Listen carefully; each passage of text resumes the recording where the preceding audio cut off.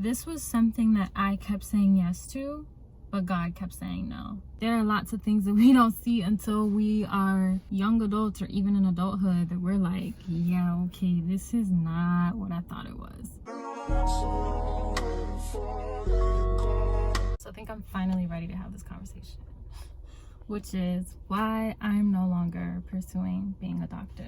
It took me a while to come to terms with it and like genuinely be in a place where I was ready to discuss it or like accept it for what it is. But this was something that I kept saying yes to, but God kept saying no. And it was becoming more and more clear that he was not making room for me as a doctor. Still being in medicine, sure, because, you know, I still have my foot in the medical field, just not in the way that I thought it would be. I guess to start this entire thing off, I'll briefly touch on why I wanted to go in medicine in the first place. So when I was younger, I always used to play with children younger than me, whether that was I was looking after them at recess, whether I was trying to help like my older counselors get groups of children together, coordinate activities. And there was something just about like my love for children and changing their lives and making their lives better that I wanted to be a part of. And so I was like, yeah, I'm gonna be a pediatrician. And every time I went to go to the pediatrician to get a checkup, I was always like, yeah, I'm gonna be doing your job one day. And I loved, you know, playing with the stethoscope and the otoscope and all the other devices that you can imagine in the doctor's office. I was always fiddling with them and would see myself being there when I became an adult. I think when we're younger, we don't have like a full idea of what it means to be in the positions that we want to be because our sight is so limited. There are lots of things that we don't see until we are young adults or even in adulthood that we're like, yeah, okay, this is not what I thought it was. My entire life was focused on these science classes, getting the best grades possible. And I went to so many different like summer medical programs and things like that that I thoroughly enjoyed. And I was like, I love this so much. I just love the human body, love the way the human body works. And it just amazes me that we're capable of, you know, self-healing or women like giving birth to full-blown humans, how our bodies like renourish, replenish themselves, and how our diet can make or break, you know, our health, even down to our thinking and the way the neurological system functions and how that impacts our daily living. Everything was focused on medicine this, medicine that, so much so that I literally slept on tons of my creative abilities, such as designing, drawing, painting, writing poetry, web design, like 10 billion other things that did not receive time and attention until the pandemic, 2020, 3 years ago. Everything in college and high school, and I always made sure that I was in something related to medicine. But I will say, and this should have been my first sign, my mom was always the one who was like, you should go join this, and that, since you want to be a doctor. You know, and there were little hints here and there, and she would always say, I don't really think you want to be a doctor. Like, she didn't see that full drive and passion for becoming a doctor that I thought I had. And that should have been my first tell sign that like, okay, maybe this isn't something I genuinely want to do. I started realizing that medicine was not for me maybe my junior year of college. I was gonna initially apply to go to medical school in Cuba and I was gonna graduate early, but there were just a lot of like moving parts and components that were not coming together as they should have. And that's not to say that, oh, every process is gonna be a breeze. It wasn't anything like that, but there were a lot of things that were just happening that I was like, okay, this is definitely a sign that I need to be like paying attention to. So that process ended up not getting completed.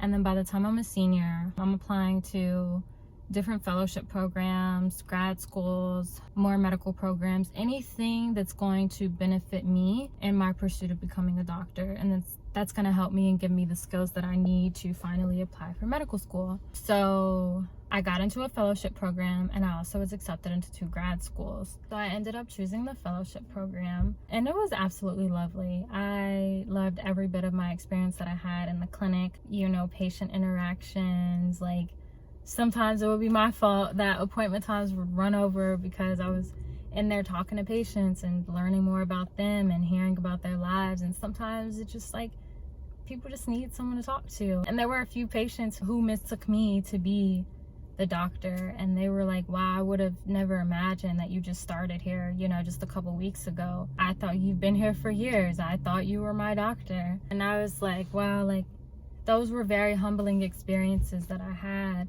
because who would have thought, you know? Fast forward, I had to leave the clinic given my exemptions were not accepted. I submitted my exemptions about maybe 4 or 5 times, I don't remember, and every single last one of them was rejected. And I'm like, okay, God's really telling me something now. That took me some real time to get over, because I'm like, okay, my path to becoming a doctor is officially shut down. But even after that, like, I still signed up for the MCAT.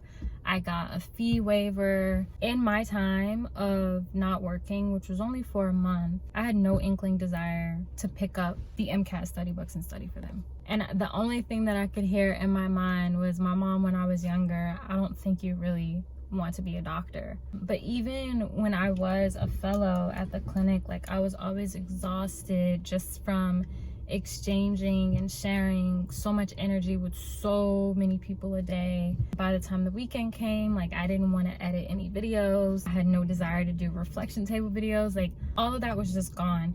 And I'm like, okay, this is clearly an area that's draining my creative side. But also in my time of being off, that's when I had time for creativity. That's when I had time to hone in and focus on all the creative things that I've been sleeping on. And that was like the most fulfilling that I had felt in such a long time. I think in reflecting, I wanted to prove to myself that I was capable of becoming something that I said I was gonna be. I didn't want to have this feeling of like, I didn't pursue it because I wasn't able to do it. Or like having this little inkling in the back of my mind, like, I know for a fact I could have done that and I would have been great at it, but because I gave it up, I'm not there. I didn't want that feeling. I was like, I know dang well I'm gonna be a phenomenal doctor. I was very confident in that. But like, in realizing that, I didn't want to compromise, you know, my happiness. And med school is not anything you just push through. I had to come to terms with, do you really want to be miserable for 8+ years of your life just to prove to yourself that you can do something that you said you wanted to do? No. And something else that really started to stick out to me, there were lots of young physicians, some older, who were like, if I could go back and redo some things, I definitely would. If I went back and I chose not to pursue medicine, I would have taken that route. There were others who were saying, don't rush into medicine. I wish I would have taken more time to find myself and to see what I really loved, what I didn't enjoy. Others expressed additional stresses that they had, you know, from like family members and sometimes other people who were surrounding them. But all in all, I had to really, really grasp that we cannot lean on our own understanding and that God is the best knower and the best of planners. And he's always going to allow things to occur in order for us to learn from them, to grow from them, to take from it. So here I am thinking I'm supposed to be a doctor. And the whole time, God is saying, no, you're not. You need to take a step in a completely opposite direction and just know that you are in my hands and that I'm covering you and that I'm leading you to bigger and much better and much greater. So I know time periods and spaces of transition are always very confusing, and sometimes they can be stressful because you're like, I really don't know what's next. But it's never important to know what's next. It's important to have faith that you're going to figure it out, and that God is going to help you figure it out. You might be in a space in your life where God is calling you to do something other than what you've been doing. But know that he's calling you to do something much greater than you could have ever imagined. He's calling you to be greater than what you thought you'd ever be. I know that you probably saw success in this avenue, but something else is telling you that this road is up and this road is coming to an end. And trust me, it hurts. I know it does, because he's asking you to step away from something that you love. And that's never easy. But you really, really, really have to have faith and trust that you are being led in the direction that you were supposed to be going. Really boils down to walking by faith and not by sight. There are a lot of steps in life that we're going to have to take blindly, but that's okay. So yeah, that's my piece, and it's just what it is. But yes, y'all, whatever you want to do in life, take a jump, take a leap. You really have nothing to lose. While that time period may be confusing, it might be stressful, you might just be like, why is this happening? Why am I being pulled this way when I was pretty much certain I was supposed to go this way? Maybe it wasn't meant. All things are gonna fall together. All is gonna happen as it should, and grander is on the horizon. But sending you all the utmost peace, the utmost love, the utmost success, happiness, and trust that you will find your place. You will find what it is that you're meant to do, and you're gonna be absolutely great at it.